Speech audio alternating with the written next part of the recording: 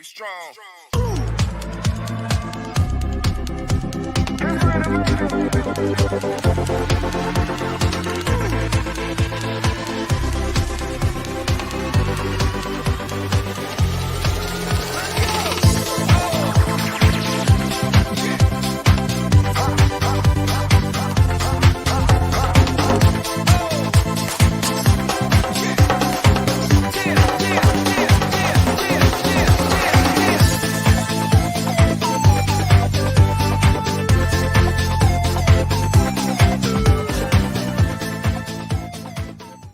Well, a good afternoon and welcome to the TNC Sports Talk YouTube channel. 2 hours of the throwing coming right up. It's a little after 3. I want to apologize to everyone for having such a delayed start.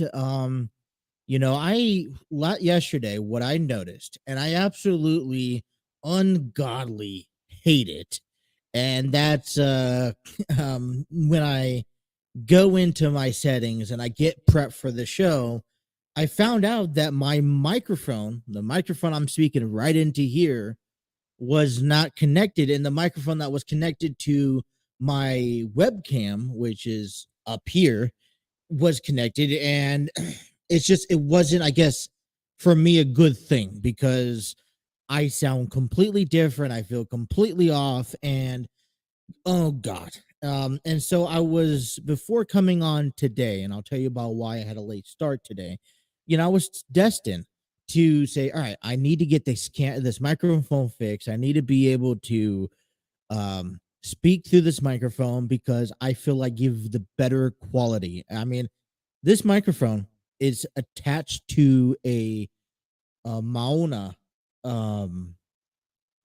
kind of like a cast box for audio and sounds, and that's where I play my laughter from. That's where I play my cheers from and whatnot. So I got a chance to, so I trying to fix that up. I was getting ready for a 2:00 program this afternoon, but then the microphone wasn't connecting, and I wasn't like, and I'm not going to do this again. I'm going to sit here and make sure the microphone's correct. So I had to push it back to 3:00, and I apologize, you guys. It's very new because the half the day is already gone. The sun's kind of starting to set, and man, I feel terrible. So I apologize for those who originally catch this program, in the morning, midday. This is not a permanent thing. This is a temporary thing, and I hope that we don't have to deal with this. We don't have this issue again. So got that fixed. Like I said, I was just getting some stuff done today. Kind of slept in a little bit. Something well over needed. And I was originally scheduling for things like 10 a.m. Then I pushed it back to noon, and then I got to push back to 2. The wife wanted to hang out with me, and I'm all for about it. Try to make that equal time and balance among everyone. So we're here for 2 hours today. Kind of a little bit more on I guess, downhill, trying to figure out what we're going to talk about. Let's use Cody Rose saying, what do you guys want to talk about? And a couple of things kind of jump out. I really don't know where this show is going to take us. But a couple of things jump out as we talk some sports. And I got my notes kind of all over the place. So I guess we're just going to see where today takes us. We'll get you some sports in the NCAA tournament today, where that stands. I know yesterday I gave you my predictions. I'll post them up after this program because I'm starting to get back into the social media. It's a grind. So if you ask me, and you could ask the colleagues of mine, Trey, and you could even ask Jake, former TNC Sports Talk co-host to this program, and I suck at promoting. Trey was the one who was doing all the promotions on Twitter, all the promotions on TikTok, and he was kind of our social media asset where he just promote. He had the time, he had the energy just to keep on promoting us. And then it came down to, um, ended up coming down to, just me working on the content. And so, trying to get back up. I completely suck at promoting. I'm up here on the Facebook page, trying to promote some stories and keep everyone updated. I, posted a couple of things on our Facebook page yesterday, throughout the day. Mainly so kind of like some Cincinnati Red stuff, also posting about Monday Night Raw, the week of the show, the show of the week, and the wrestler of the week for me. Expected expected to do the show today.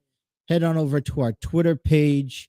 I kind of did the same thing, so just kind of just updating. I'm working on getting better on that. I noticed yesterday I got 104 views on Twitter, and I'm like, I don't really pay attention to that much stuff. Then I head on over to our TikTok page, and let me get out of that because I don't want to go live.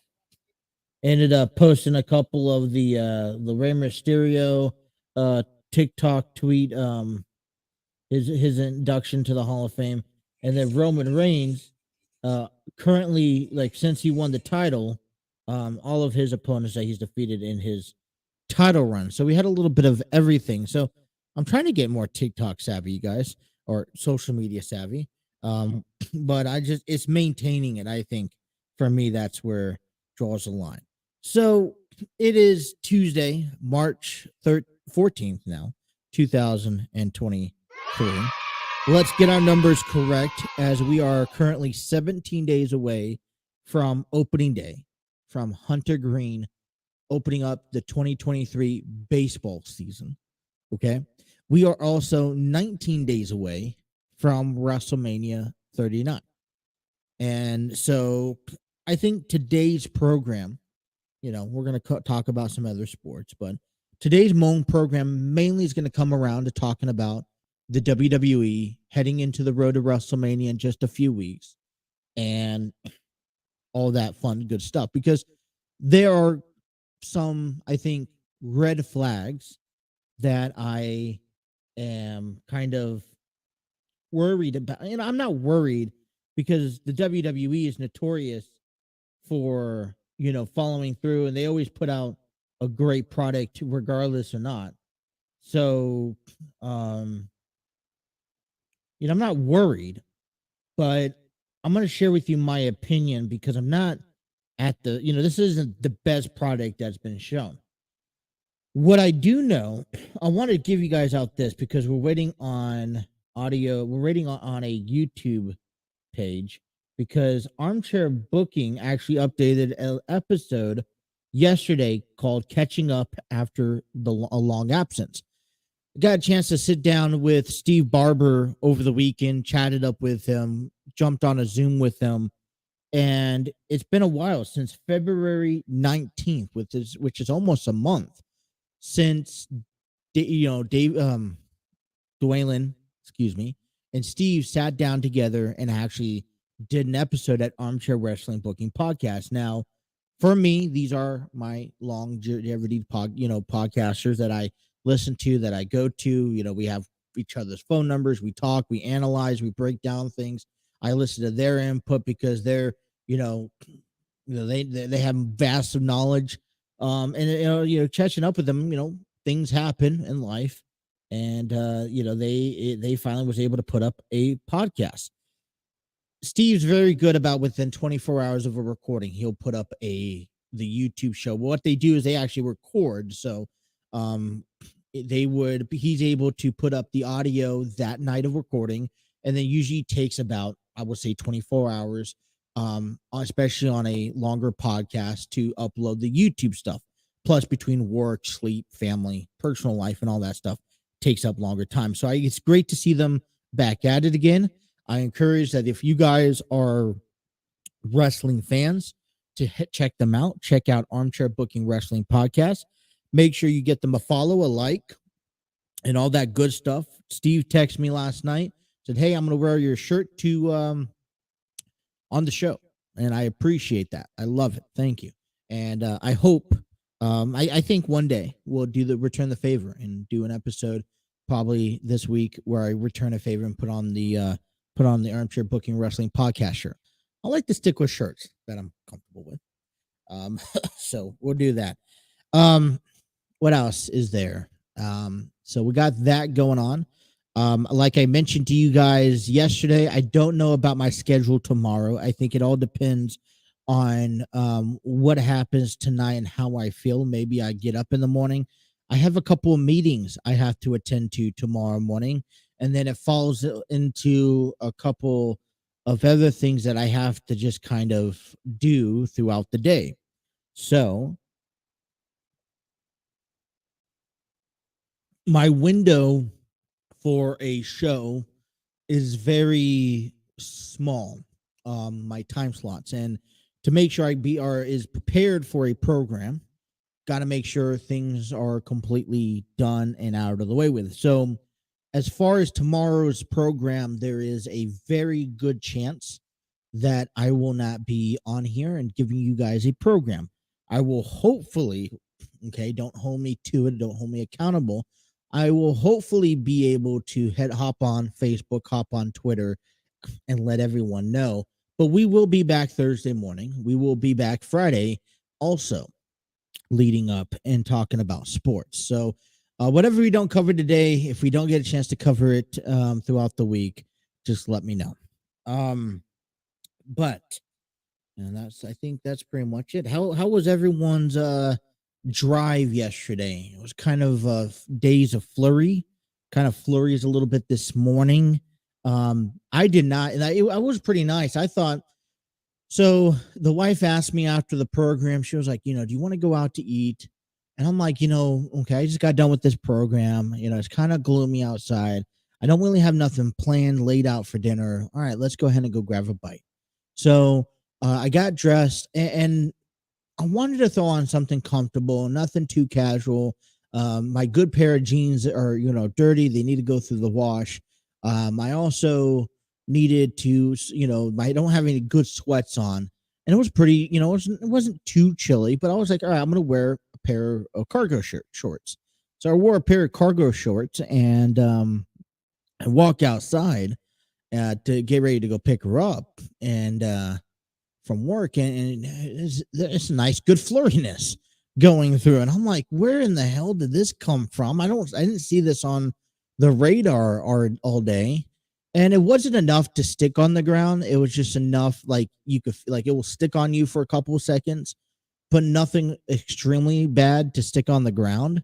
And so, I was like, oh wow, very very interesting. Very interesting. So we went through, went to a couple of stores, just kind of went out, hung out, and I noticed I was like, we're going home. It's about 7:30, and I'm like, it's still light out. I mean, I know spring, the daylight savings kind of took into effect, but I was I was like, oh wow, this is really such a big news. Not big news, but big difference because the sun will normally set around 6:30 the latest, and to be 7 o'clock and still sunny, and I'm like, I'm happy. I'm getting a little ready and pre-prepared for spring and for the summer. So, but then last night it was like, at the same time, it was like enough to stick on the ground, sticked on the car. So I think everyone woke up this morning to a little bit of snow flurries on the ground, on the cars, and hopefully though, I don't, because this could just be in my area. 5 minutes up north can be completely different. So we just hope that wherever you guys are at, whatever the conditions is, that everyone is safe and sound, and we get to see you guys on this program. So want to talk about WWE today. Heavenly going to be talking about Edge and Finn Balor, who is the new determination, the new announcement that's been confirmed for WrestleMania 39. They're going to have their fight inside a Hell in a Cell, which I think a lot of people were predicting that.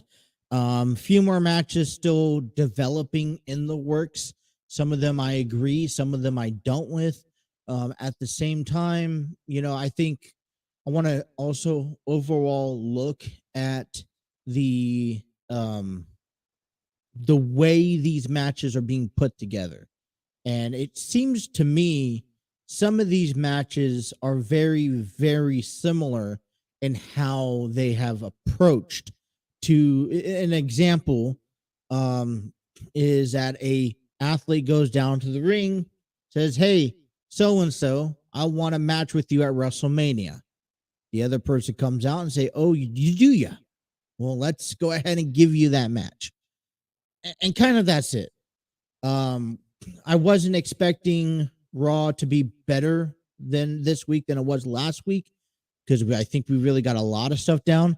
But I think that they made a little bit improvement um, to hopefully that really for me made me want to pay attention enough to make me want to pay attention for the 3 hours. So, we'll talk a little bit about that. We'll unravel all that stuff. The Cincinnati Reds lost yesterday and against the Milwaukee Brewers. Matter of fact, they got shut out 8-0. So we'll talk about that game a little bit, talk about the upcoming game tonight against the Kansas City Royals as Hunter Green will get the nod for the mound. The first four NCAA tournament begins tonight for the South and Midwest. We'll talk about those two games. I gave you my predictions yesterday. We'll cover the highlights and upcoming games in the World Baseball Classics as the United States ended up bouncing back to win. What was it? Like 12-3 or something like that against Canada last night. They'll play tomorrow against Colombia. And then college baseball as the Cincinnati Bearcats are on the road and the Kentucky Wildcats are at home today.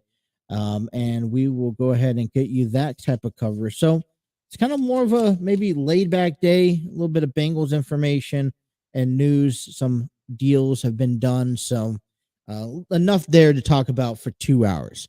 So I want to go ahead and thank everyone who has been tuning in. If you guys are watching us on YouTube, thank you. Hit that like, share, and subscribe button. Be sure to have those notifications on.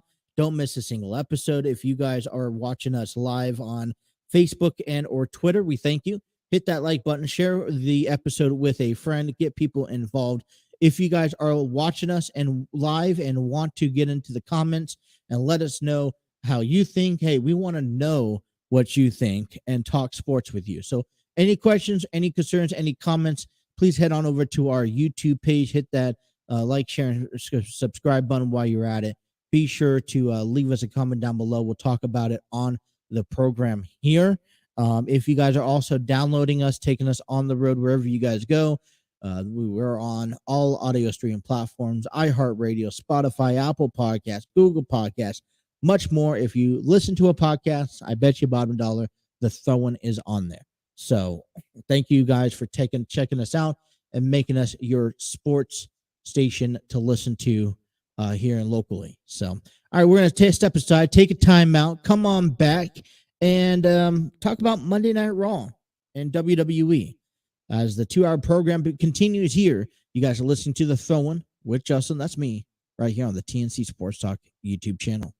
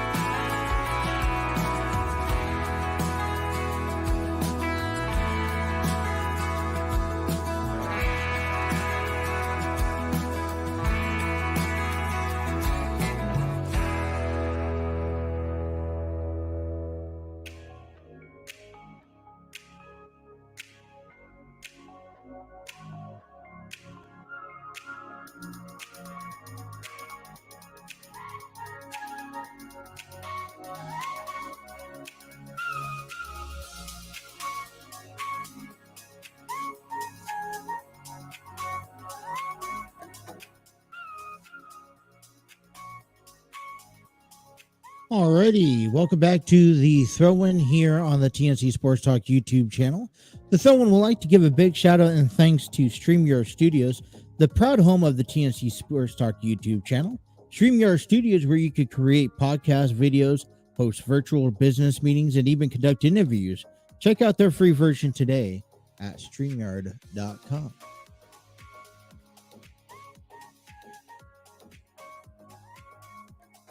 Alrighty.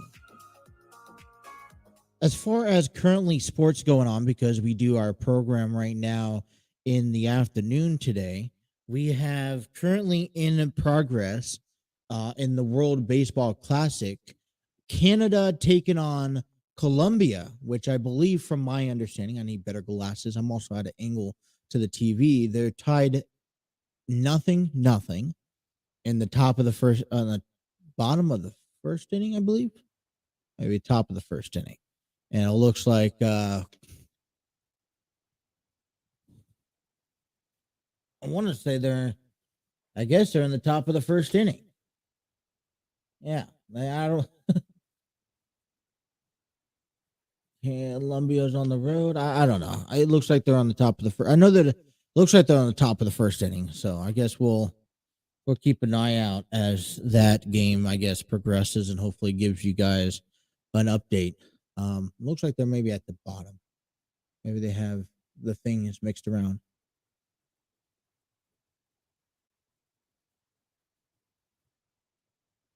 Excuse me. Got to stay hydrated here, folks. You too. I mean, even if it's cold, you guys got to stay hydrated. All right. So, where do we want to begin on Monday Night Raw? I told you guys at the beginning of the program that I didn't quite believe that Raw was better last night than it was a week ago. And that's because the reason why I really thought Raw was well put together last week was because I feel like it was organized from start to finish. And I'm not saying that Raw last night wasn't organized, but there was also moments last week where things needed to get put into place, things needed to get rolling and happening, and we saw a lot of that conclude heading into WrestleMania. We're only 19 days away before WrestleMania 39, and there was about, I think, 3 matches announced. And last night we saw one more match announced. But see, when you have matches now confirmed and announced for WrestleMania, the only thing though you can do is now build in each storyline. And I guess here's my grasp on everything when it comes down to building, because you started back in February or at the end of January at the Royal Rumble, where you had Cody Rhodes and you had Rhea Ripley win the men's and women's Royal Rumble match. And they quickly determined who they were going to face. I think by default, Cody Rhodes already knew who he was going to face because of Roman Reigns having the undisputed WWE Universal Championship. Rhea Ripley, on the other hand, did not hesitate one bit and said, hey, I'm going to go after Charlotte Flair. Charlotte Flair and Rhea Ripley took a prolonged month-long in the month of February, pretty much to sit back and not start doing anything about their feud up until Elimination Chamber. Now, whether you guys say it was enough or not, all they were going off of when Rhea Ripley informed the WWE Universe that she was going after Charlotte Flair because of a 3-year history span between them, because way back when Charlotte Flair defeated Rhea Ripley to become the new NXT Women's Championship on a reign that people arguably say that Charlotte didn't need. And that's kind of it. And they haven't really, because in my opinion, they haven't really taken stabs at each other since then. Yeah, they're trying to, but in my views, in my eyes, through my glasses, every time I see Rhea Ripley try to go after Charlotte Flair and make this more personal, make this more, and invite people to, hey, you got to watch this match at WrestleMania. I don't see it because Dominic Mysterio is always in the way, always somehow to be in the picture when he does not need to be. And I think the one problem about this match that is not getting the hype that it deserves between Rhea Ripley and Charlotte Flair is Dominic Mysterio. Well, let's move on because Dominic Mysterio has his own stories, and we'll talk about that coming up. But Raw last night, overall, not better than it was last week. Still, there are some storylines moving forward, such as Kevin Owens, saying, "Hey, listen, I want to do things by myself. I've been doing them for the past several months, and I feel for Kevin Owens.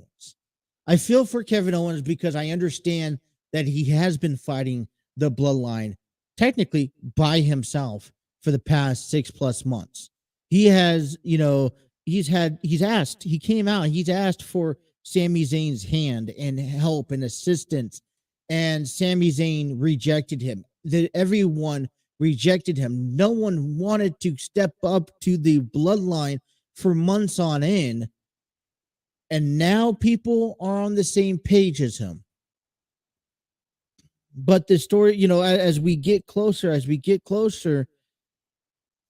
I felt like there was a couple of emptiness along that of the main event last night, where Sami Zayn and Solo Sikoa, or Kevin Owens and Solo Sikoa, win a one-on-one in a street fight match. But let's get down to the main topic. Those things we're going to talk about at the bottom of the hour. Trust me, we will. But last night, we saw Cody Rhodes inside the ring promoting his match against Roman Reigns.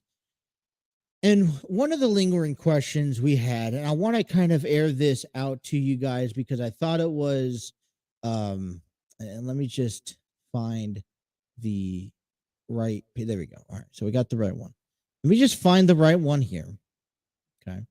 And I'll get you guys set up, and we have some audio from what Cody Rhodes said last night, and I want you guys to listen to how he responds to facing Roman Reigns at WrestleMania. So here's the audio to Cody Rhodes' response to the special counsel Paul Heyman last night. Not work for the bloodline. And I don't work for Mr. Heyman. So if I want to come out here, stand side by side with Sami Zayn, I can do that. If I want to come out here and fight alongside Kevin Owens, I can do that. I kind of want to break this down as we go, you guys. Okay. So Cody Rhodes has basically stated, let me hide that up. I don't want to get flagged. All right. So as Cody Rhodes has stated, is that if he doesn't work for the bloodline, he doesn't work for Roman Reigns, he does not work for the Usos or Paul Heyman. And if he wants to head on over to and work alongside Sami Zayn and Kevin Owens, he can do so. And I think so. But why is he wanting to work alongside them? Why is he picking the nose into the bloodline's business? Let's continue. And I also hear Mr. Heyman say, don't make this personal.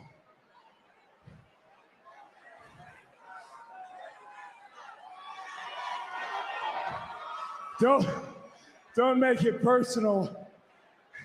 What a joke.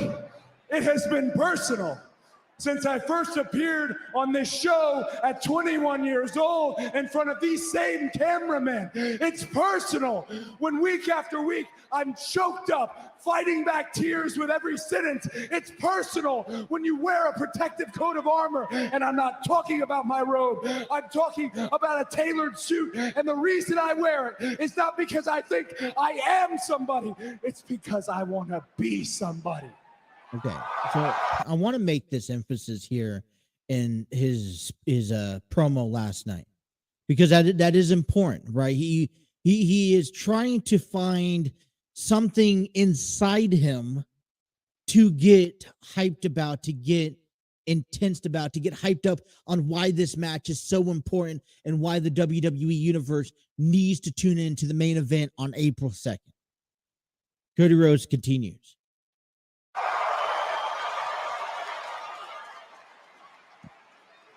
Mr. Heyman talking about acknowledging Roman Reigns. I acknowledge you. Okay. You need to acknowledge me. Does he?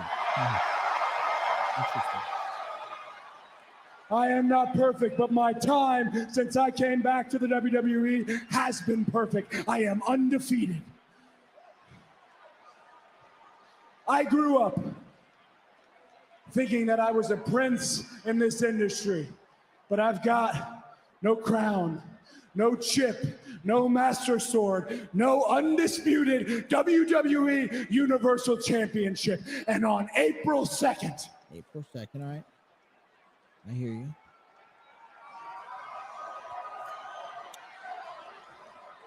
On April 2nd, when the sun goes down on Hollywood, it is going down on Roman Reigns' generational run. On April 2nd. Bold statement. On April 2nd, it's not just those who've got the Rhodes and the Runnels blood pumping through their veins. It's every single person who has followed me until the end. On April 2nd. Yeah, April 2nd. I have waited my whole life. I will wait no more. On April 2nd, Roman Reigns, I pin you. I stick you in this ring and become the first Rhodes to ever say he is the undisputed WWE Universal Champion. Yeah. There you go. You know what? And I sure hope that is the case. You know, one thing Cody Rhodes has done tremendously over the past few weeks promoting this upcoming match is how emotional he's getting behind it. And I think he really needs to get emotionally behind this match, because it's about, you know, there's really not much you're fighting for. So a couple weeks, you know, back on SmackDown, when Cody Rhodes and Roman Reigns faced each other one-on-one, it wasn't last Friday, it was 2 Fridays ago. They went face to face, and Roman Reigns said some pretty incredible, remarkable things that are true statements about Sami Zayn and about Roman Reigns and about their history and with their families. Roman Reigns has already been to the top, and he's at the top, and he has been at the top when people have put him down. Cody Rhodes had to leave to go find success somewhere else, just to come back to the WWE as being that top person. I love how Cody Rhodes, every time he comes out and he puts a promo out there, he is emphasizing the need, the desire that the unwritten chapter of the Rhodes family is hanging by a thread. And of course, I think this is working as well as trying to make him that ultimate face, emphasizing the ultimate face, you know, when it comes down to this match, you know. But Cody Rhodes is kind of doing two things. And I think this is where the credibility kind of starts going down. Yes, he's not Roman Reigns' boss, you know, but Roman Reigns is not his boss. Paul Heyman is not his boss. And one of the question is why is he sticking his nose into the Bloodline's business? What personal vendetta does he have against the Usos nor Solo Sikoa? It's been strictly Paul Heyman and Roman Reigns has been only focused on Cody Rhodes heading into WrestleMania. They're not, I mean, yes, Roman Reigns is concerned about Sami Zayn and Kevin Owens, but he trusts the bloodline to handle business as normal. Cody Rhodes is now responding to the bloodline's business in an attempt to make things personal. And Cody Rhodes doesn't quite still answer the reason why he is deciding to go to the aid of Sami Zayn and Kevin Owens. I understand he likes them. I understand that Sami Zayn and Cody and Kevin Owens once used to be such, just like Cody Rhodes when he was younger. But my ultimate question is I think Cody Rhodes is now forcing himself to be a problem at WrestleMania. We got to take a break, but I want to come back and continue this conversation because I feel like this is, although Cody Rhodes is favorite and I have him favorite in winning this match, I feel like him putting himself into the bloodlines, problem, getting himself involved with Sami Zayn and Kevin Owens, which has not been warranted, this entire time. I think that this kind of puts Cody Rhodes in more of a difficult position. Let's take a break. Let's come on back. Let's have that open discussion, as well as Kevin Owens taking on Solo Sikoa in a street fight last night. Bottom of the hour comes next. You guys are listening to The Throw-In here on the TNC Sports Talk YouTube channel.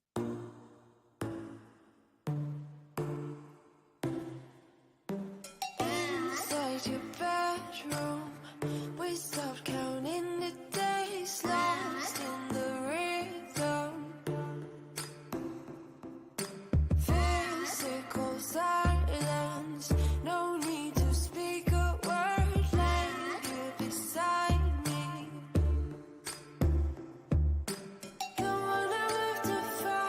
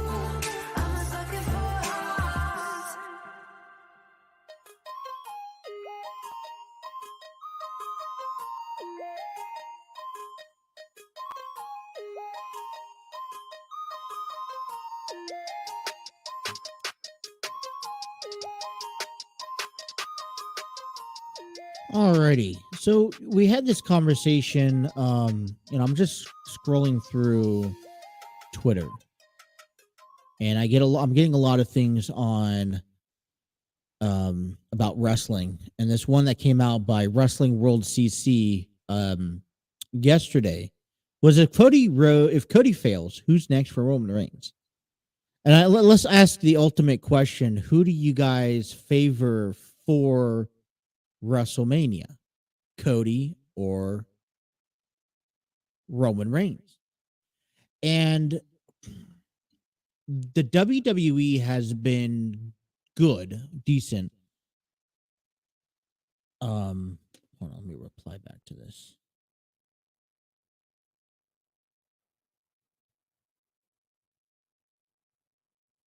There we go. Okay. So Cody Rhodes, and I want to just make this apparent. I give him a lot of credit because he's really making us feel why he needs to win this championship and beat Roman Reigns. And Roman Reigns has helped a little bit to cater to the reason why Cody Rhodes needs to win.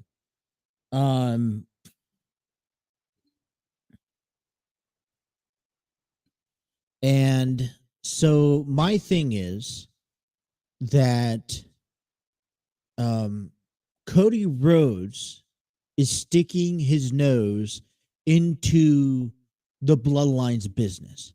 He won the Royal Rumble match, and his destiny was to go to WrestleMania and face whoever is the undisputed WWE championship, and that was Roman Reigns. There's no ideal reason why Cody Rhodes needs to address the Usos or needs to address Solo Sikoa. Now, there's a couple of things that went on Monday Night Raw that I liked. One, I get to see Cody Rhodes in ring competing week in and week out, because the reason why I love that so much is because we don't see Roman Reigns compete on SmackDown or Raw often. And we don't get to see, honestly, sometimes we don't see the top stars like Brock Lesnar, like Bobby Lashley. Their limitations in the ring, are very limited, right? And so the athletes that we want to see, they haven't wrestled. Rey Mysterio doesn't wrestle as much as, and maybe I just don't pay attention to it, and that's probably the case, but there are athletes that we want to see in the ring and we don't see much. Okay, how often do you see Edge win or compete in the ring on a live television program? Not often. So last night we got treated from Cody Rhodes to take on, I want to say, what was it, LA Knight? That's who he was facing. So one, I appreciate him keeping himself active in the ring heading towards WrestleMania, because with 19 days away, you would kind of want to make sure your athletes who are going to main event and star WrestleMania kind of benched the last few weeks, making sure that they're healthy, that they're ready for the 2-night Hollywood, event. So my thing is Cody Rhodes sticking his nose into the Bloodline's business. Now, Sami Zayn is acceptive on it because Sami Zayn's goal is to get rid of the Bloodline.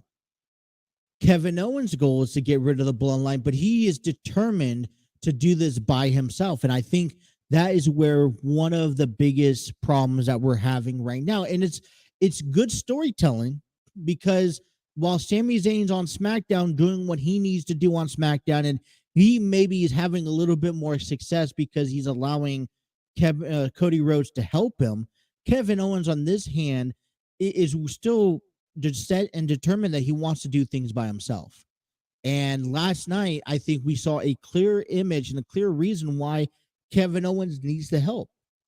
He stated, in a backstage interview last night, that he doesn't want the help, that his street fight he needed to do alone. And this is leading up to, listen, Cody, it was Sammy and Kevin. You don't have to be friends, but the whole purpose is to get themselves on the same page because they both share the ultimate goals. Okay. And the only reason I think as a WWE fan, why we see Cody Rhodes get involved with Kevin Owens and with Sami Zayn is because Kevin Owens understands where these two men are at. And he understands that they need that little push. And it's very difficult to watch WWE right now because we are starting to see, unfortunately, the downhill spiral with Sami Zayn. He was at the top of the food chain a few weeks ago at Elimination Chamber. And he goes and he loses against Roman Reigns. And I said, God forbid he loses, we're going to have hell to pay. And we are seeing the hell to pay.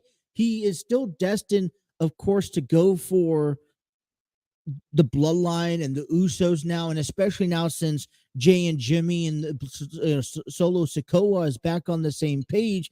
It's now said that, hey, listen, there's only one solution, and that is to beat them and to get those tag team titles. And I strongly feel, and as a fan, I want to see these two main event. One was something I heard of the other day on a video interview. The tag team titles have never main evented WrestleMania, right? Never heard of. Well, just envision the Usos taking on Sami Zayn, Kevin Owens, WrestleMania tag team titles in the main event. History is being made as we speak. Kevin Owens needs to allow Cody Rhodes and Sami Zayn. And as we creep up, we're 19 days and counting away from WrestleMania, and it's coming up. And sooner or later, Kevin Owens just got his ass handed to him. He didn't want the help, and they ended the show laying you flat in the ring.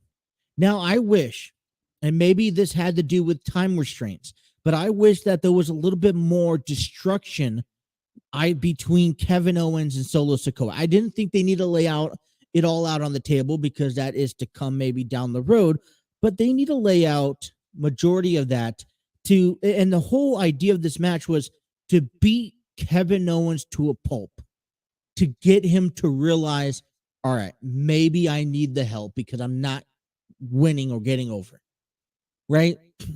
Only using chairs didn't do enough damage to me to say, all right, this is the breaking point. With 19 days away, you'd figure the breaking point is right now. And so I don't know how you're going to approach moving forward because I'm not quite sure what's going to happen on SmackDown, but I'm pretty sure on SmackDown we're going to see Kevin Owens. I think Sami Zayn and Cody Rhodes will team up to face the Usos. I believe. Don't quote me. I'll have to confirm that later on this week, right? But I believe that's what's going to happen on SmackDown this week.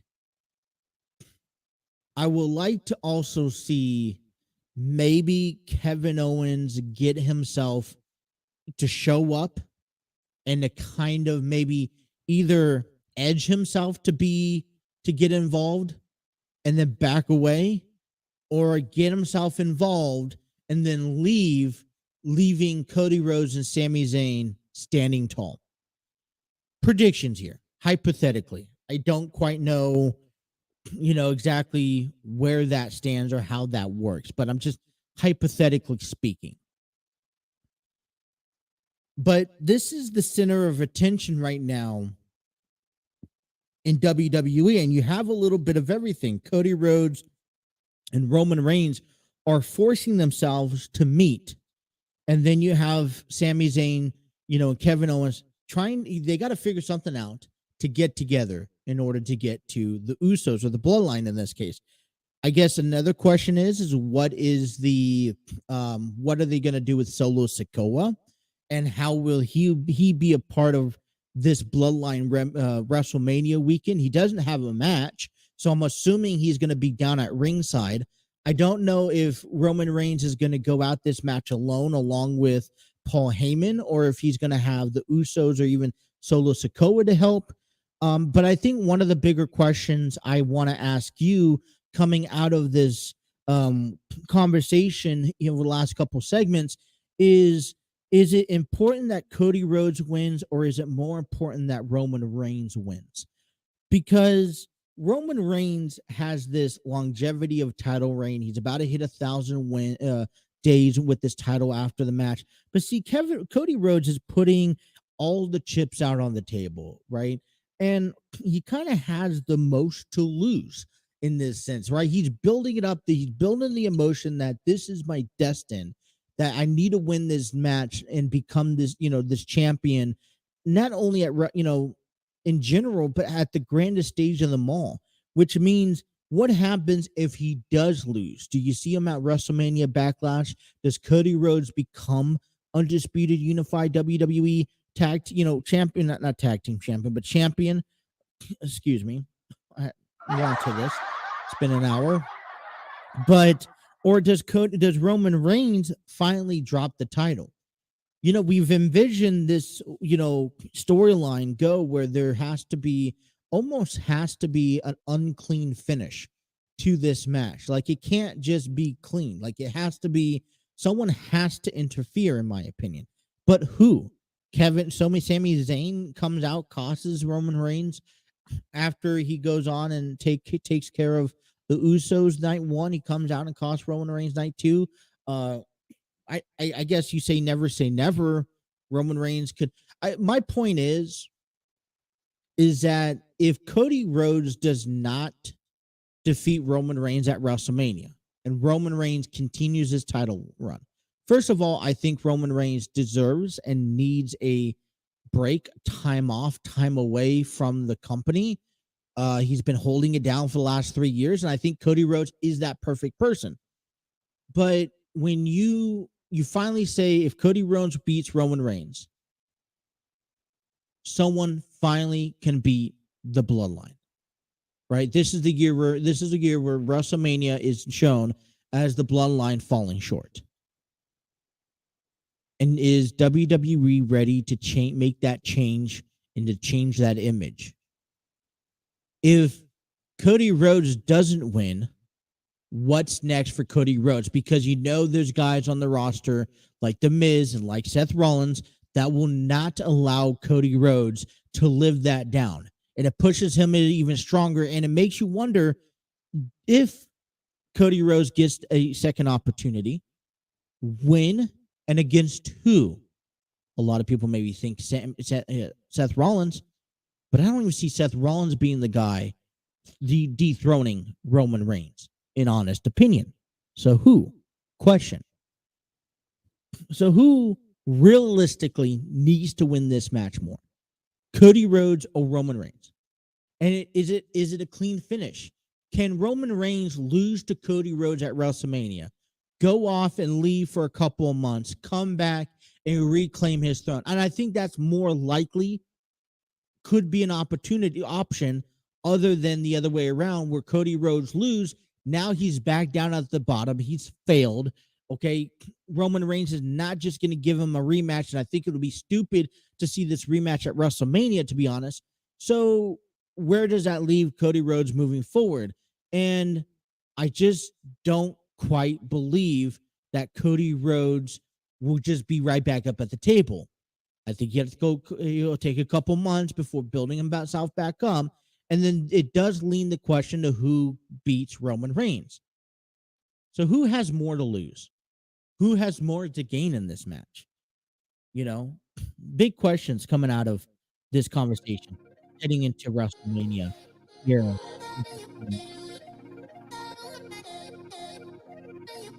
Alrighty, hour number 1 is complete. Coming back in hour number 2, we'll talk some Cincinnati Reds baseball. They fell short to yesterday's game against the Milwaukee Brewers. Really not much to talk about, but all the other games coming your way. And then we will return back to professional wrestling as we still have much more to come. Hour number 2 here next. You guys are listening to The Throne One on the TNC Sports Talk YouTube channel.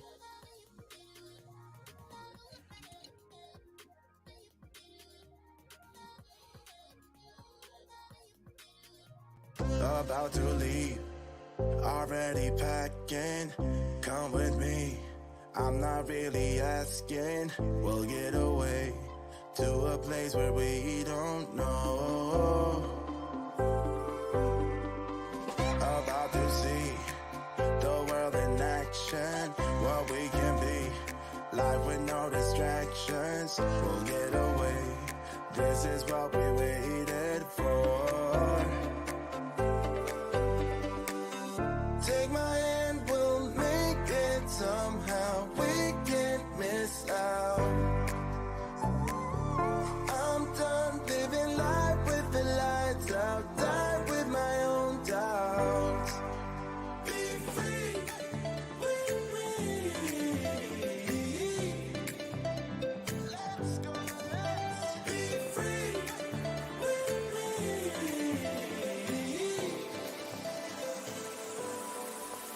Be free.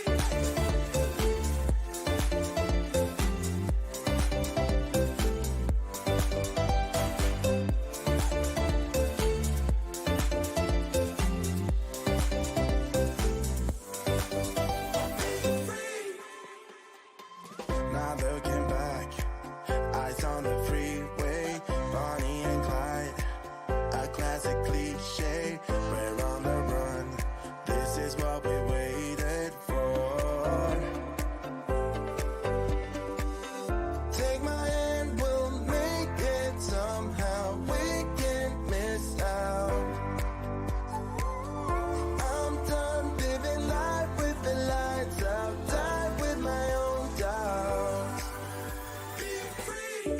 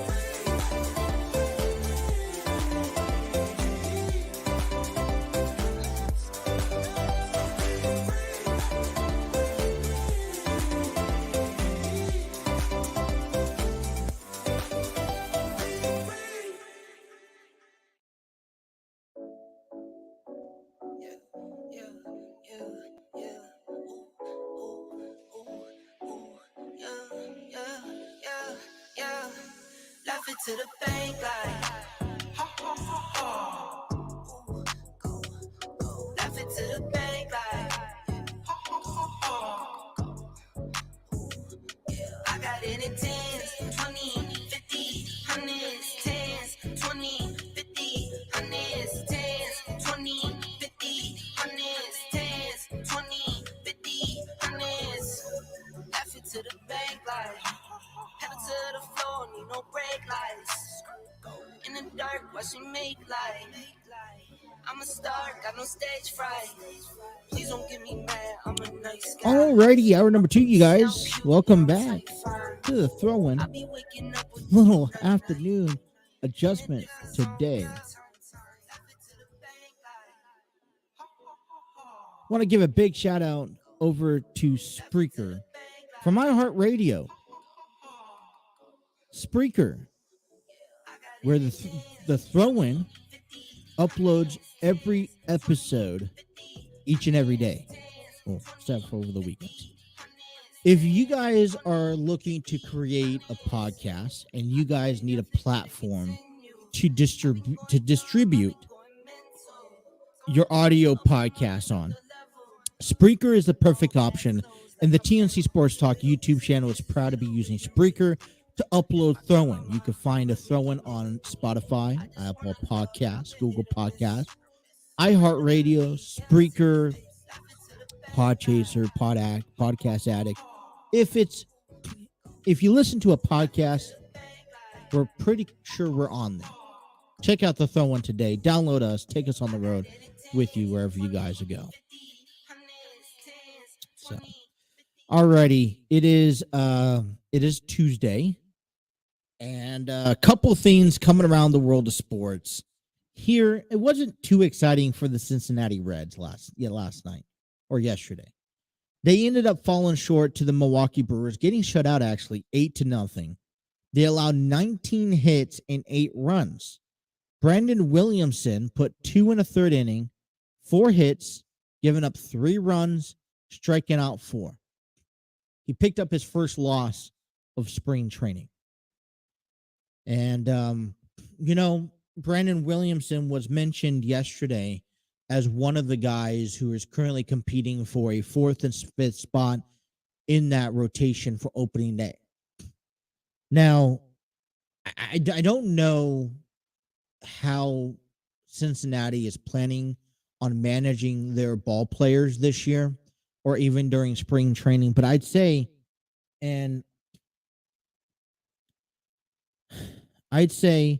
that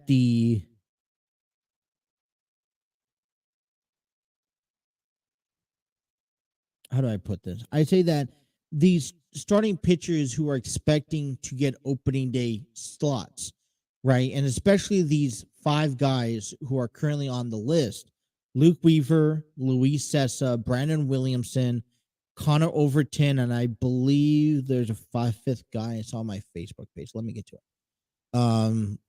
You have Luke Weaver or Chase Anderson. That's the guy. Right. And so you have 5 people, and they really need if these guys want to make it to be in that 4th or 5th spot. And I also recommend, and maybe they already have something in the works, I recommend that they get the opportunity to throw a starting guy in the rotation.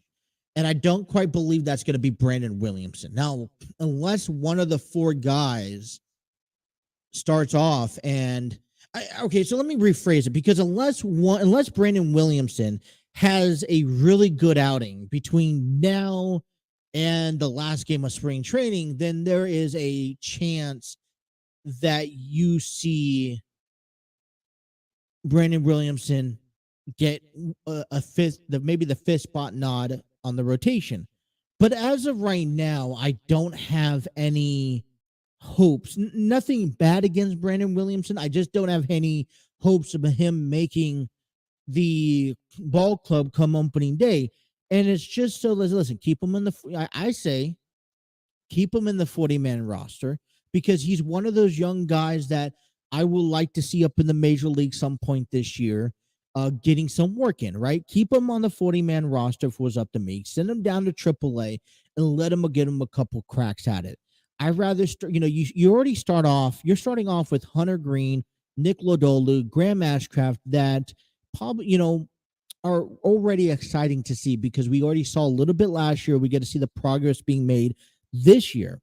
Throughout the year, I've heard, on the Lock On Reds podcast, which you can find on YouTube or podcast options, and they keep on explaining how, you don't want to how you're not expected to see everyone come up to the major leagues right away, be in intervals, right? Every few months, you see a new group of guys make their way up until the transition is changed. And Brandon Williamson is one of those guys on my list that I would like to see in the middle of the year, maybe towards the end of the year, depending on how well he's pitching, and just not rush that process, because this year alone is about the establishing 3 men that may be a key element to the Reds' future, and that's Hunter Green, Nick Lodolu, and Graham Ashcraft. What does that mean? I mentioned yesterday Luke Weaver gets the nod for the mound, gets the 4th spot role. I highly believe in that.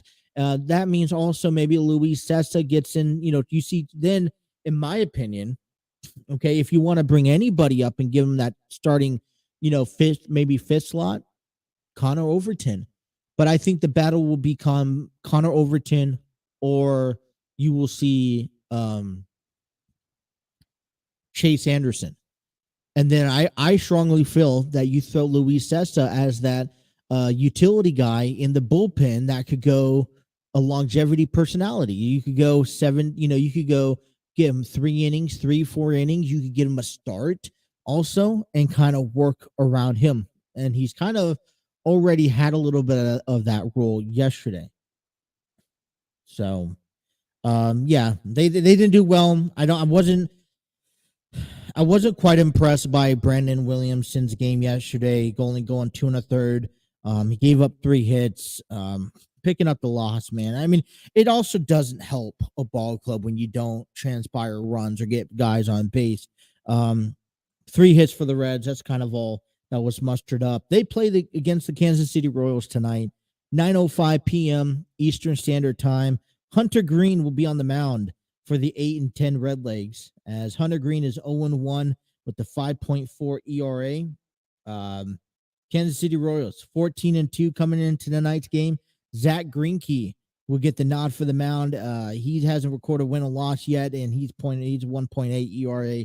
So the Reds are going to have their work pretty well cut out for them as well. Couple of college games going on today. We're looking forward more so tomorrow because Xavier will have their first home game of the season after a month-long West Coast trip road series.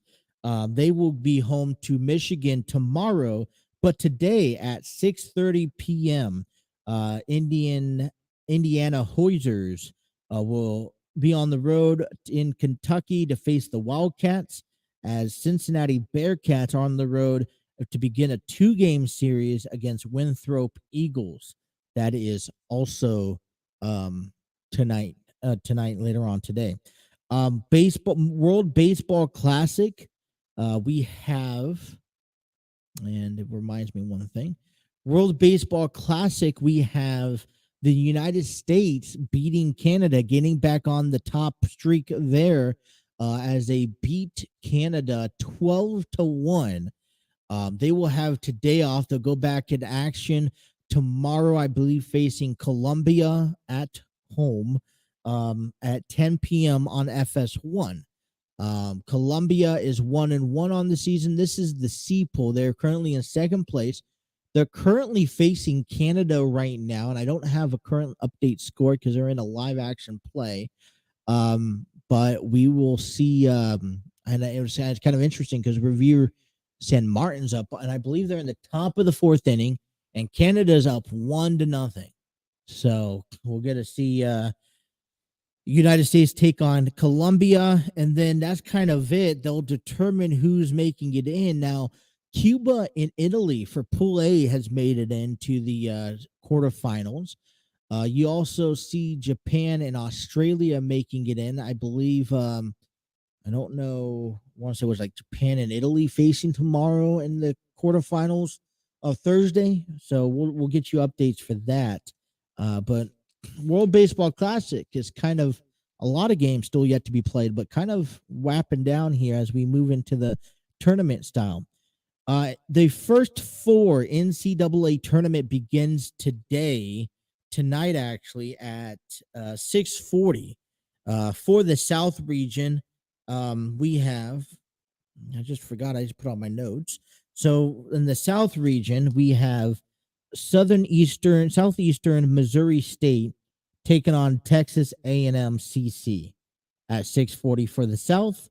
And at 9:10, we will see the Pittsburgh take on Mississippi State for the Midwest. If we don't do a show tomorrow, and that's still up in the air, like I said, more likely we're not. But Wednesday, we will see FDU take on Texas Southern for the East at 6:40. And then at 9:10, we'll see Nevada take on Arizona State for the West there. Coming also for couple other news coming around for the Cincinnati local area. We saw a couple of re-signings earlier last week. Joe Bocci, 1-year extension. Jalen Davis, 1-year extension. Well, yesterday, Jermaine Pratt got a 3-year, $21 million extension on his contract. Linebacker secured back into the Bengals team, as we also re-signed, extended Michael J. Thomas as a safety for a 1-year extension.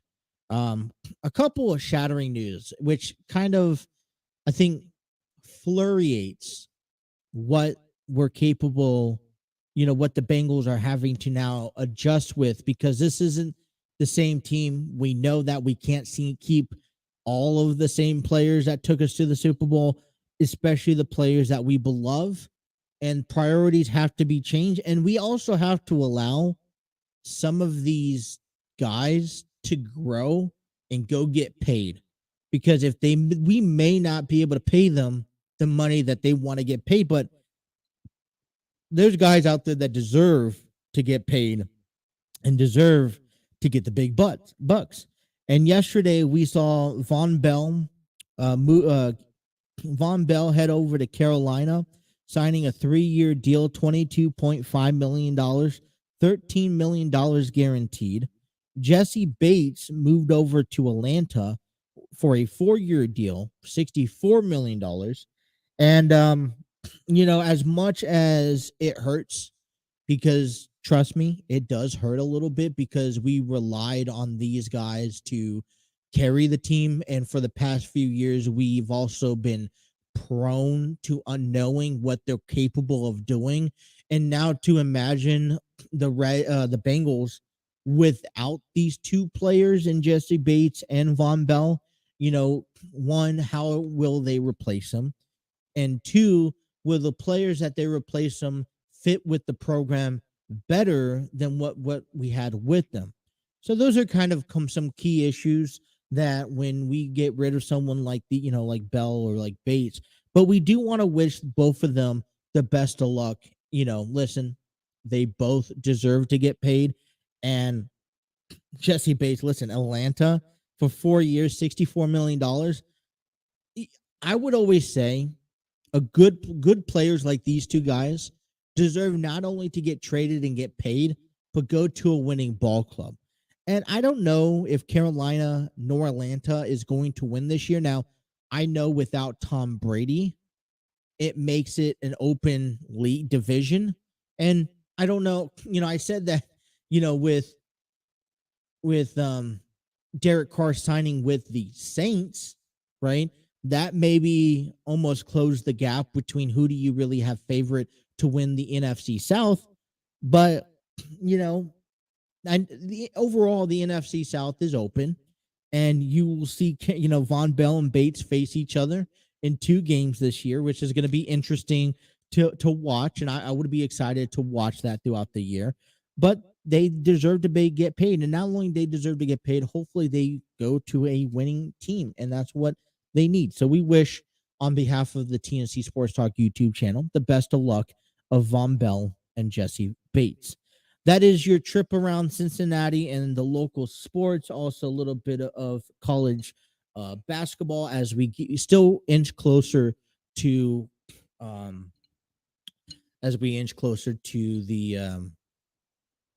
NCAA tournament later this week. Alrighty, I want to take a break and come on back and discuss with you guys a little bit more about wrestling. A couple of stories that I want to talk about this second hour of the program. One's going to be an Austin Theory and John Cena yet again. And then I also want to bring up the Rey Mysterio and Rey Mysterio and Dominic Mysterio story. How I think they're perfectly laying this down to basically become a good storyline, and probably one of my favorite storylines in the back half of the road to WrestleMania that I'm enjoying to see unravel.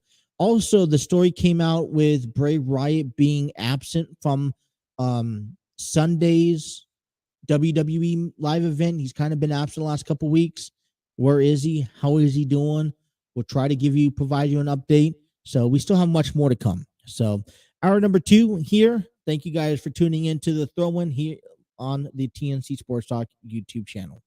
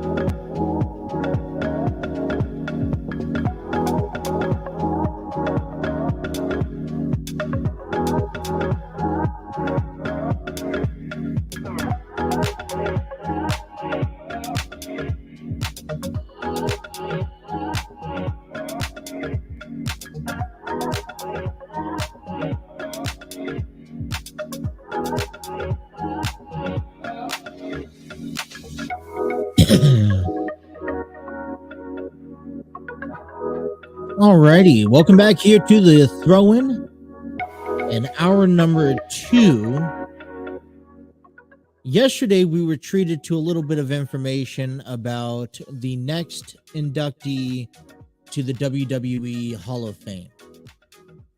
And we know that back on Friday on SmackDown, that Rey Mysterio was the first inductee that will be kind of not hosting, but will yet again host, the class of 2023. And quickly names started flying around, like the Great Muta, which rumors have it, Batista, and so forth. And this Wednesday on The Bump, available on YouTube, Facebook, Twitter, Instagram, and Twitch. Also streaming on Peacock. Ric Flair will be a special guest informing the Bump audience and the cast members the next inductee to the Hall of Fame. Now, can we throw out any ideas or suggestions who should be in the Hall of Fame? I like to see, there's a couple of people I actually like to see. Batista, oh my God. The Great Muta. There's a handful of people. I don't think that needs to be a big class. And, but you talk about Rey Mysterio, and we'll talk about, let's talk about him here in a moment. I do want to share this here because I just found this out about just a few minutes ago, that the Eagles are adding Rashad Penny as Miles Sanders say goodbye. That was kind of about 4 minutes ago, available on ESPN. I'm going to open it up. And because I was just kind of looking through, and NFL World reacts to horrible Eagles news, and that's not the case. Let me pop that up also.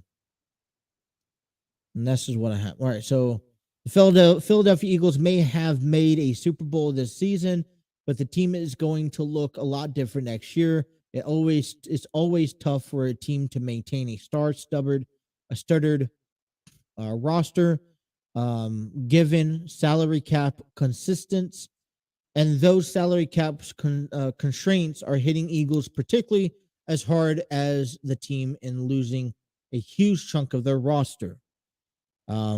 ESPN Stats and Info tweeted out that Marcus Epps played 1,058 defensive snaps last season, the most by any Eagle player. 8 of Philly's top 9 players by total defensive snaps last season has either left, are currently free agents, or received permission to seek trade.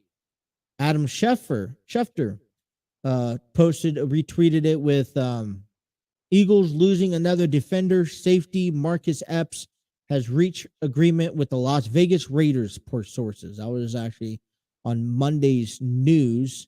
But then I pulled up on just during the break that the Eagles have agreed in terms on a 1-year deal with running back Rashad Penny, formerly for a former Seattle Seahawks and also former San Diego State.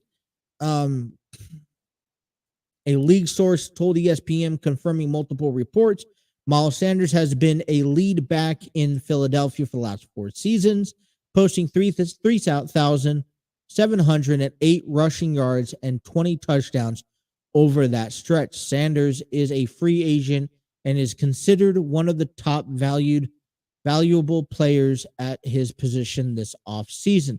Sanders signaled his time with the Eagles could be running to an end on a Tuesday afternoon to the city of Philadelphia, thanking you from the bottom of his heart. So yeah, some interesting news coming out of Philadelphia over there. So my question for you guys is among Rey Mysterio.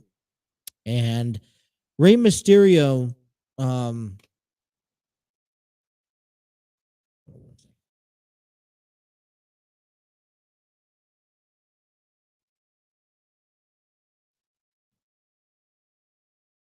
going to put this question up there here. And we saw Rey Mysterio be inducted to the Hall of Fame this year. And I want to reiterate what I said yesterday, because Rey Mysterio, alongside Ric Flair, and I believe alongside, who was the third person? There was someone else. It wasn't Goldberg. Okay. What ended up happening, what I was trying to say is these three guys are being inducted to the Hall of Fame without officially announcing a retirement. And so when we talk about, okay, well, we saw Edge, he still wrestles, and he's in the Hall of Fame. Yes, that's very true. But Edge had to technically retire, step away due to an injury, then which led to a which led to him coming back and be inducted to the Hall of Fame and then coming back. I'm talking about an official, they're still wrestling, they haven't retired yet, and they haven't had to take a break, which they haven't taken a break long enough to retire. So what I want to talk about here is how this feud between Rey Mysterio and Dominic Mysterio is kind of coming together. And, for the longest time, the optimism of seeing Rey Mysterio and Dominic was inevitable, right? Rey Mysterio has been saying from day one, he will never wrestle his own son or child. Okay. And in a sense, it's, I understand that. Over the last few months, it's made it very difficult for Rey to maintain that promise to the WWE universe that he will not ever wrestle his own son in a match. And I guess this now is being taunted even more. And I really like how this feud and the attention of this feud is getting over the last few weeks. And I think it got a little bit more personal last night on Raw, where Dominic basically told Rey that he is failing the WWE universe and he's a coward for not accepting his Rey Mysterio, Dominic's challenge at WrestleMania. And so, my thing is that I could, and it's like, it's interesting because there are a couple of storylines heading into WrestleMania that I feel have kind of been repetitive in how it was announced or how a wrestling match became a match to WrestleMania. We saw a challenge from Becky, Lita, and Trish to Damage Control in the ring. We saw John Cena accept the challenge to Austin Theory last week. We saw Edge, who I think the only alternative has made a stipulation under the match that he accepted last night on Raw. We saw Brock Lesnar accept Omos's match a few weeks ago. We saw Logan Paul accept Seth Rollins' challenge. And so we're seeing challenge after challenge. What we're seeing with Dominic and Rey is this slow buildup, and you're using family from the attacks from like the holidays. We're seeing what else are we seeing? We're seeing Dominic kind of sabotage Rey's in-ring matches and performances. He kind of ruins his celebrations and excitements and achievements. And he's kind of picking and he's kind of poking at Rey time and time and time again. And last night, we officially heard it from Dominic that he wants a match at WrestleMania. Rey says, no, I'm not going to face you. Dominic calls him a coward. And I love how Rey just continues to walk away. Because this buildup, it kind of makes you wonder Are we going to see Dominic and Ray? And if so, when will Ray snap? Because week after week, program after program, we are seeing Dominic push Ray to the limits, and everybody wants him to snap. Now, if I was booking WWE closer to the road to WrestleMania, I would honestly say, because a lot of people know that this match is favored to happen, I would say get this involved into the Hall of Fame ceremony. I don't believe the WWE has interfered between the Hall of Fame and what's on the road to WrestleMania. And what I mean by that is that let Conan, let Ray go out there, do his thing, and then get interrupted by Dominic. And this is where the line is drawn in the sand, right? Saying, all right, let's do the match. Do it on Sunday, do it on Saturday, I don't care.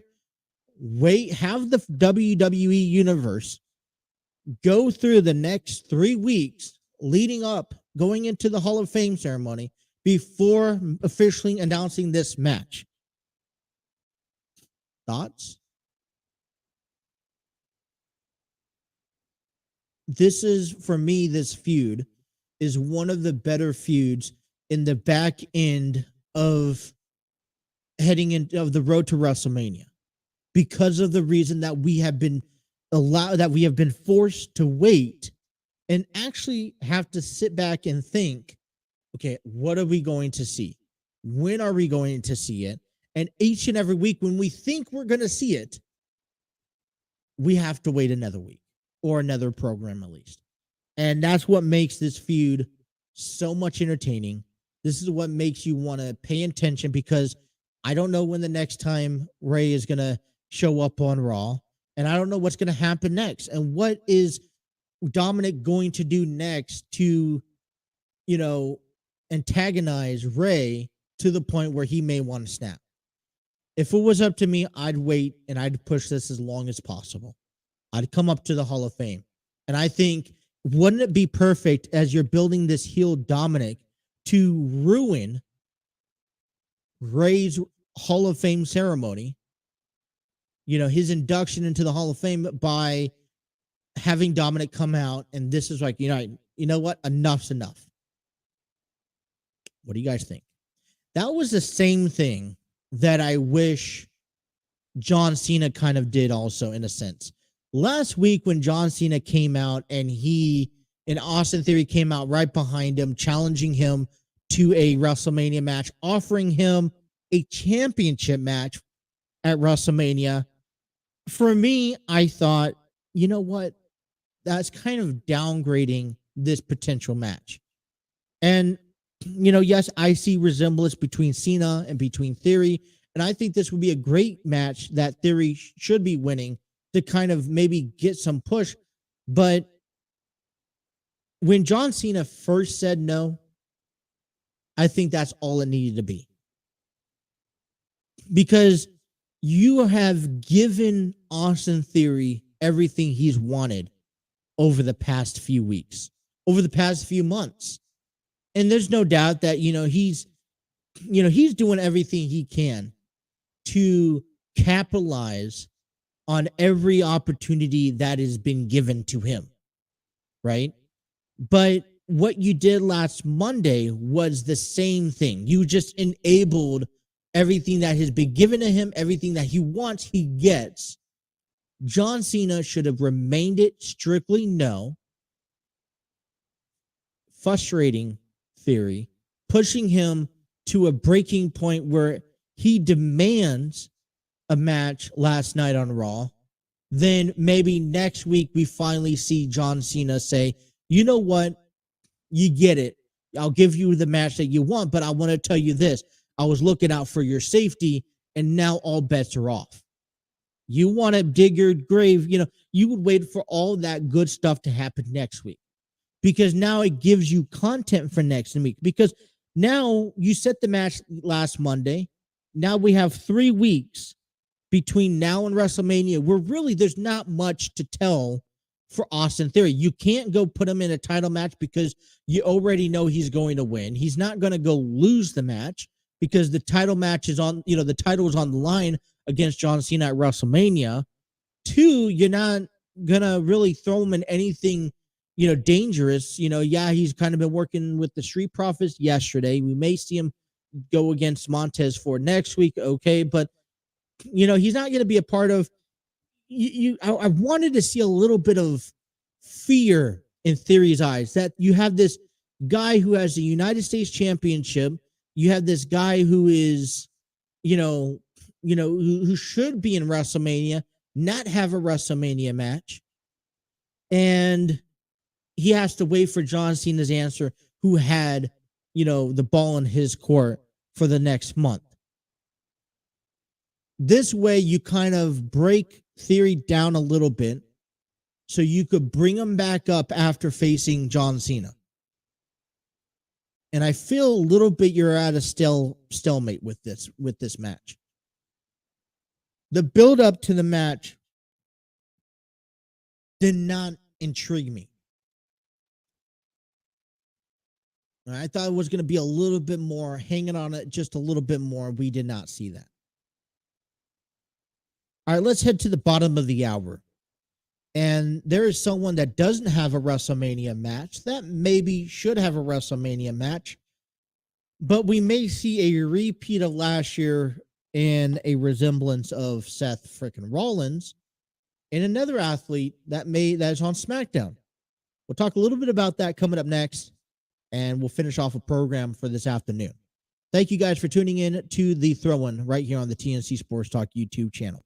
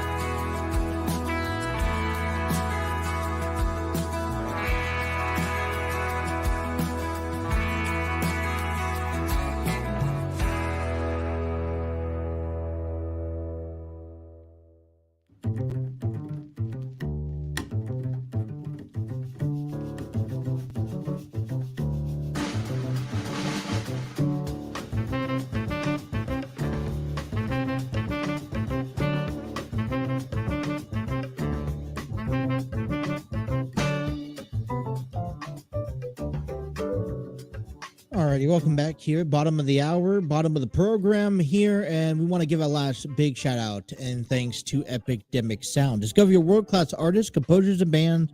Find the perfect soundtrack and give your social media accounts the music they deserve. Epidemic Sound is a royalty-free music link. For more information, check out Epidemic Sound today.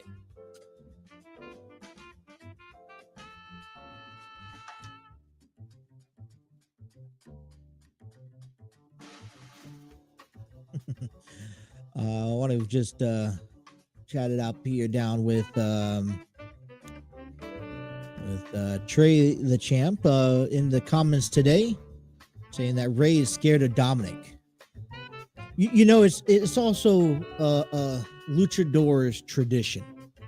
Okay, we've seen a lot of luchadors tradition over the last few weeks in the WWE, and one of them is passing along that torch. And Rey Mysterio decided to pass along that torch to Santos Escobar.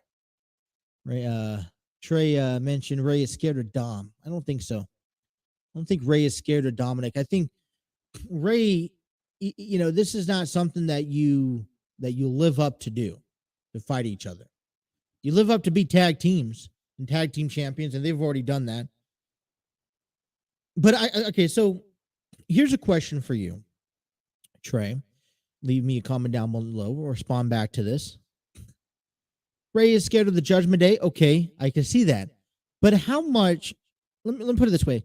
Rey Mysterio, Dominic Mysterio, WrestleMania, how much is on the line if Rey Mysterio wins or loses? Nothing. He doesn't gain anything. He doesn't lose anything if he loses this match. How much did Dominic have moving forward? If he loses against Rey Mysterio, I think he loses everything. Okay, he loses all credibility. He loses everything that he's attempted to accomplish while he's away from his father. Okay, he's also, you know, he's lost respect. He's lost his dignity. You know, he failed if he lost against his father. You know, Judgment Day has proven to be bad for him. If he wins, what's next? What has Dominic really accomplished? Is Rey Mysterio a big enough legend in the WWE universe to where if Dominic, his son Dominic, wins, it will put him over? Could Rey Mysterio put Dominic over? And that is, I think, my biggest question coming out of it, because it's not about what they could do in the match. It's about finally getting Dominic over to the point where, listen, one day you're not going to have, you know, Rey Mysterio at your side. You know, you're not going to have Rey Mysterio that you could go pick in the side here and say, hey, I'm going to pick on you because you're the little man in the room. This does a win or loss at WrestleMania doesn't do nothing for Rey Mysterio and his credibility, his Hall of Fame career. This is why he's being inducted on March 31st. This does do something for Rey Mysterio, win or lose. Just like it does. I mean, it's the same, I guess, same question you could ask about Austin Theory. What does a win over John Cena do? What does a lose over John Cena do for his career? And I question this. Although I think this would be, you know, John Cena and Austin Theory is a good match at WrestleMania, I don't think John Cena is the guy to get Austin Theory over that threshold. Because you know that Austin Theory, by losing, what does this do to his career? Same thing with Dominic Mysterio. What does this do to Dominic Mysterio's career if he wins? He wins, he's going to brag on that he's the guy that beat Rey Mysterio. Okay. I just don't see enough there going on. I'm not saying it's going to be a bad match. I'm not saying it's going to be a good match. I mean, it's an entertaining match. It's a match that I would see because I grew up on Rey Mysterio. I love Rey Mysterio. He's, you know, from my hometown in San Diego. Let's see what Trey has to say. Obviously, Rey is scared of something because he won't hit Dom He won't have a match. Maybe Dom needs to come to the Hall of Fame and talk to Ray. No, he needs to come to Hall of Fame, ruin the ceremony, and maybe attack Ray. This is a perfect time to get Conan involved. This is a family thing. You think that the bloodline is the only family affair, issue at WrestleMania? Dominic, Rey Mysterio, family thing. And this is why I think it's so important that you head to WrestleMania or you head into the Hall of Fame in that factor, not announcing this match yet. You wait into the Hall of Fame. You wait until Rey Mysterio has his speech, and you wait, and then you have Dominic do one last thing that draws the line.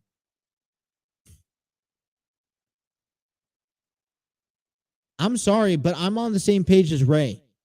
If I was, it's just like, when you're in baseball, you want to play with your child.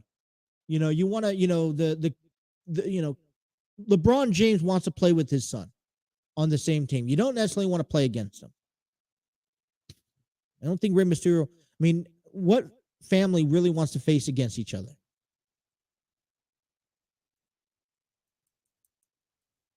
But anyways, we got NXT tonight going on. As we head to NXT Stand and Deliver, Gallus defends their NXT tag team titles against Pretty Deadly. Apollo Crews would take on Dabocado, formerly known as Commando Aziz. Wesley will hold another open challenge for the North American Championship, and Johnny Gargano will speak on the returning back to NXT. And that is tonight on NXT at 8 p.m. Eastern Standard Time on the USA Network.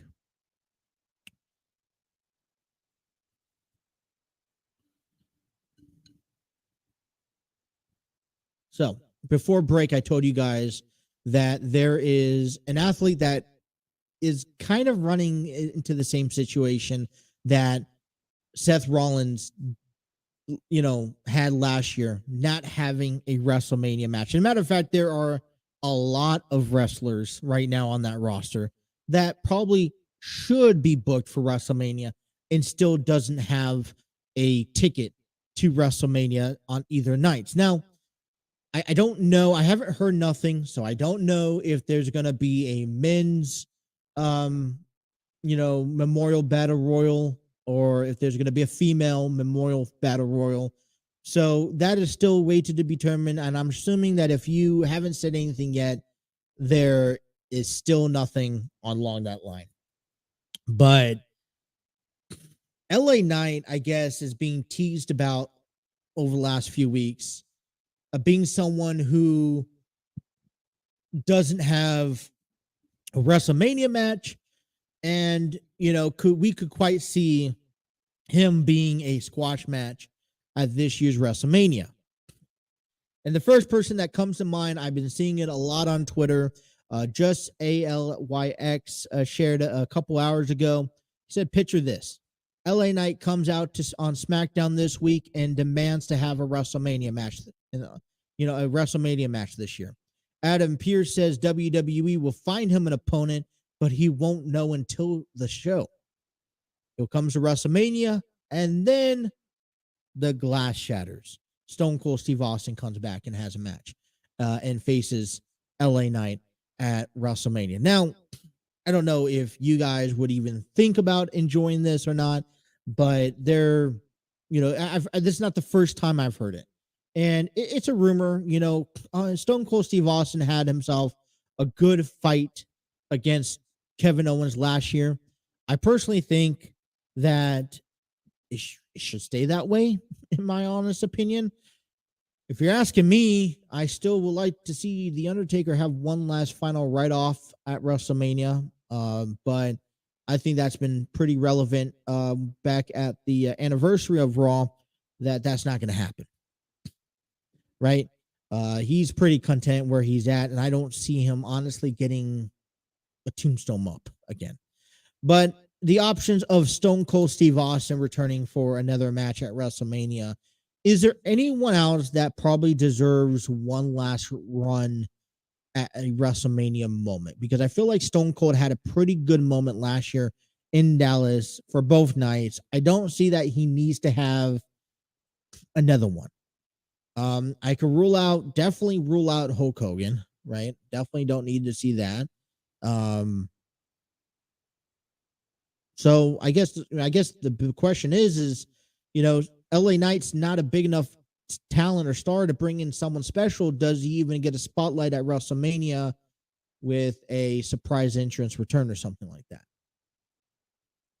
I don't know. I mean, WWE is known to have those little its and bits of surprises, but in all honesty, I would just honestly keep him out.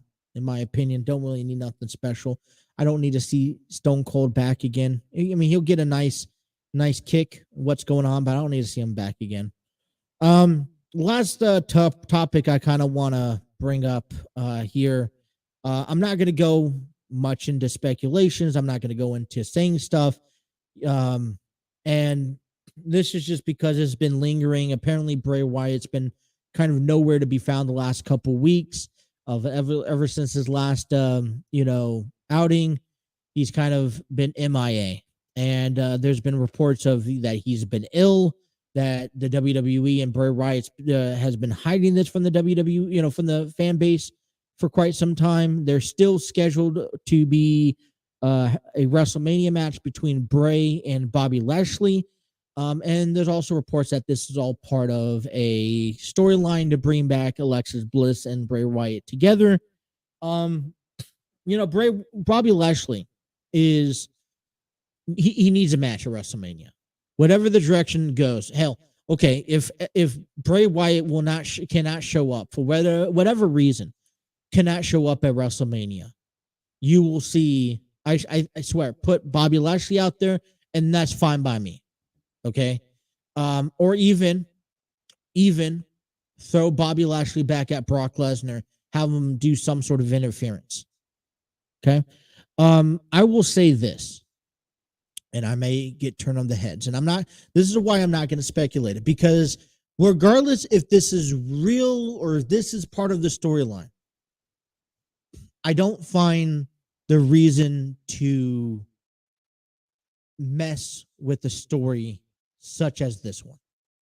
Okay, we've seen athletes, we've seen talented athletes come and go and have, they've been put in dangerous positions because of mental health, because of physical health, whatever the case may be. And I'm not one to see anyone get hurt mentally, physically, emotionally. And, whatever Bray has going on in his life, it is his own business. And we can only be here to support him. Now, I've already shared with you guys the thoughts of this match and my thoughts of the run that Bray Wyatt has had coming back to the WWE. Not a big fan. Just like I'm not a big fan of the WWE's work with Braun Strowman. You would most certainly think that they would have plans for Braun Strowman, but they don't. And I think it's a little ridiculous. Whatever Bray Wyatt's going through, whatever he's dealing with, as of right now, in my opinion, I'm going to treat it as it's a real thing. And, we saw this a couple years ago where Jon Moxley took initiative because he wasn't in the right state of mind and he took time away from wrestling. I'm not speculating, and I hope that we do see Bray Wyatt here. I pray that this is a gimmick. This is part of the storyline on why we don't see Bray Wyatt right now, that we're going to see this big return at WrestleMania because he's someone that you keep under wraps.